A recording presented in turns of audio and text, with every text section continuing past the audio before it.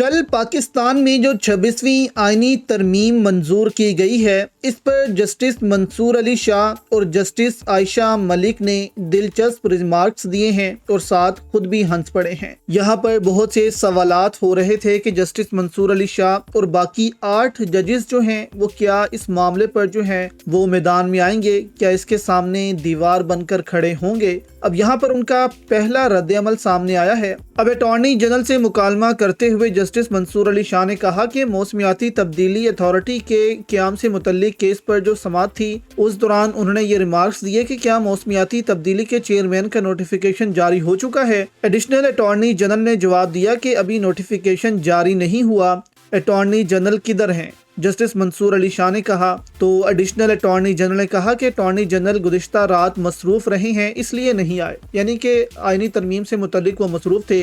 तो यहाँ पर जस्टिस मंसूर अली शाह ने मुस्कुराते हुए कहा कि अब तो सारी मसरूफियात ख़त्म हो चुकी होंगी, जबकि अदालत ने यह केस की समाअत जो है वो 2 हफ्तों के लिए मुलतवी भी कर दी। जबकि अटॉर्नी जनरल पर कहा कि आइंदा समाअत में वो खुद जो हैं वो पेश हों। अब मुसाबकती कमीशन से मुतल्लिक हाई कोर्ट के फैसले के खिलाफ अपील पर समाअत के दौरान जस्टिस मंसूर अली शाह का आईनी बेंच का तस्करा सामने आया। उन्होंने कहा कि क्या ये केस अब आईनी बेंच में जाएगा या हम भी सुन सकते हैं। जस्टिस मंसूर अली शाह ने कहा कि अब लगता है कि ये सवाल सुप्रीम कोर्ट में हर रोज उठेगा कि केस आम बेंच सुनेगा या आईनी बेंच सुनेगा, क्योंकि हुकूमत ने जो है वो नई आईनी तरमीम में आईनी अदालत तो नहीं बल्कि आईनी बेंच बनाने का जो है वो ऐलान किया है। वकील ने कहा कि सियासी केसेस अब आईनी केसेस बन चुके हैं, चलें जी अब आप जाने और आपके आईनी बेंच जाने।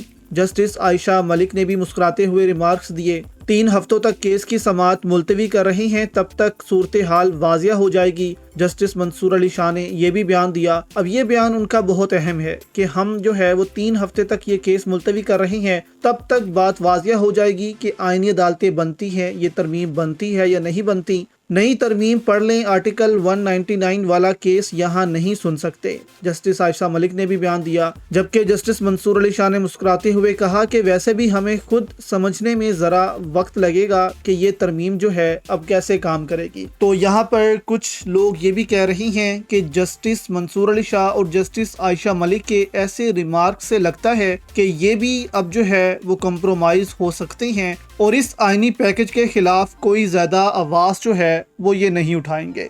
लेकिन बहुत से हलके कहते हैं कि अब आने वाले दिनों में जजेस जो हैं वो डट कर खड़े हो सकते हैं और बहुत जल्द सबको ये दिखेगा भी।